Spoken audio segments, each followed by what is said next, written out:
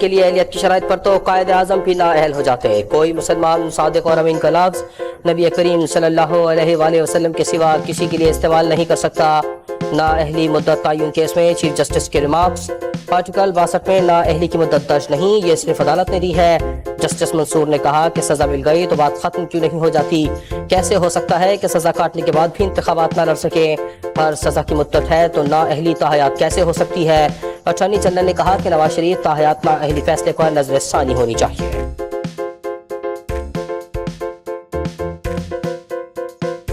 आप लापता अफराद का मामला सियासी बनाना चाहते हैं, अब अदालत को इस्तेमाल नहीं होने देंगे। चीफ जस्टिस का वकील से मुकालमा किया, इस बात पर रंजीदा हैं ये लोग पीटीआई छोड़ गए। आपने सिर्फ एक पार्टी के लोगों का जिक्र किया, पीपल्स पार्टी या नून लीग की बात नहीं की। अब बिला तफरीक सबके नाम शामिल करते तो आपकी दरख्वास्त जानबदार होती है। एतजाज अहसन की दरख्वास्त में सियासी और सियासत झलक रही है। लापता अफराद से मुतालिक धरने का दरख्वास्त में उसका जिक्र क्यों नहीं। मफरूजों पर कार्रवाइयां नहीं कर सकते, बलोच मुजाहिदीन से मुतालिक अपील दायर करे। समाअत कल दोबारा होगी, अटॉर्नी जनरल को तलब कर लिया गया।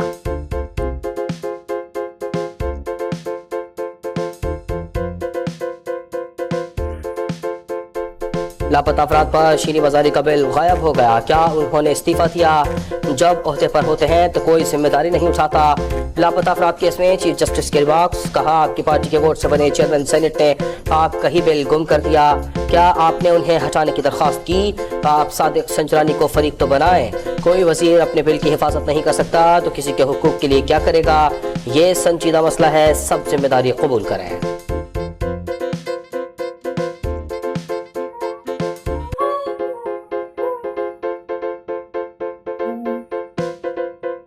तहरीक इंसाफ पार्टी इंतखाबात और इंतखाबी निशान केस का फैसला महफूज कर लिया। पेशावर हाईकोर्ट में समाअत हुई। इलेक्शन कमीशन ने फैसले पर नजरसानी की दरख्वास्त दायर की है।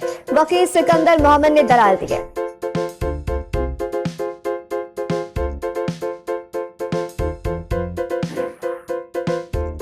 कोहाट के रिटर्निंग ऑफिसर की मौतली पर पेशावर हाईकोर्ट का हुक्म कलअदम करार। सुप्रीम कोर्ट ने रिमार्क दिए कि लगता है कुछ लोग चाहते हैं कि इलेक्शन ना हो। हाईकोर्ट के जज ने नोटिस करना भी मुनासिब न समझा। क्यों ना जुर्माना आयद कर दिया जाए। समझ नहीं आ रहा कि कैसे ऑर्डर जारी किए जा रहे हैं।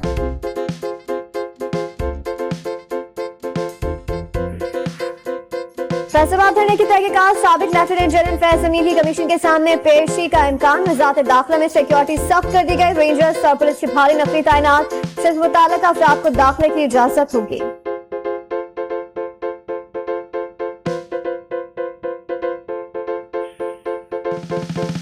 3 साल में बिजली सार्फिन से 1300 अरब से ज्यादा टैक्स वसूल किया गया। दस्तावेजात के मुताबिक पीटीवी फीस कीमत में 25 अरब 70 करोड़ रुपए आवाम की जेब से निकाले गए।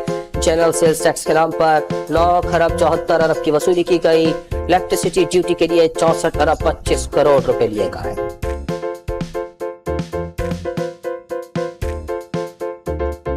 मौसम सरमा में भी बिजली का बहरान। पल बिजली से पैदावार में कमी। शॉर्टफॉल 6000 मेगावाट तक पहुंच गया। तलब 14000 और पैदावार 8000 मेगावाट है। शहरों में 10 और देहात में 12 घंटे लोड शेडिंग की जा रही है।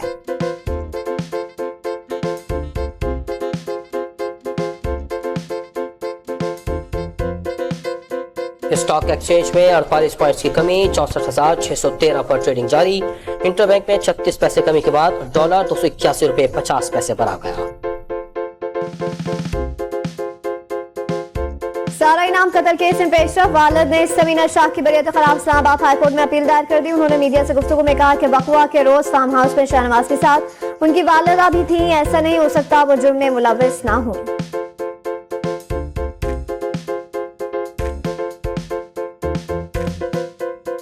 जनूबी कोरिया के अपोजिशन लीडर पर कातिलाना हमला। मुल्जिम ने गर्दन में छुरा घोंप दिया। अस्पताल मुंतकिल कर दिया गया। हालत खतरे से बाहर है। लीजे मियोंग बोसान शहर में मीडिया से गुफ्तगू कर रहे थे। मुल्जिम को गिरफ्तार कर लिया गया।